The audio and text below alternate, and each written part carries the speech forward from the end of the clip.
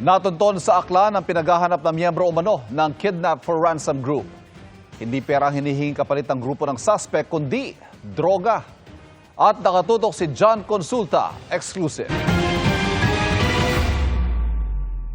Para matunton ang isang high-priority target, 3 ilog ang tinawid ng mga operatiba ng Regional Intelligence Division Special Operation Unit ng Calabarzon Police at ng Aklan PPO sa babundok na bahagi ng Aklan nang makalapit sa isang kubo.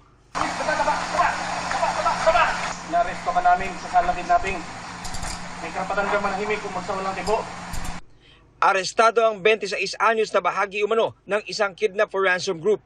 Bago nagpunta sa Aklan, ay nagtungo muna ito sa Imus, Cavite para takasan ang kanyang kaso. Dating nagme-maintain ng plantation ng marijuana sa Cordillera Administrative Region, no? Hanggang sa naging kidnap for ransom na yung binuo nilang grupo.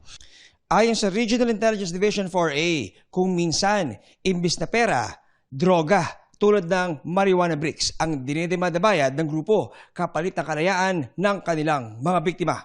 Masisiguro na natin na pagbabayaran niya yung ginawa niyang mga krimen at hindi na siya makakagawa ng anumang krimen.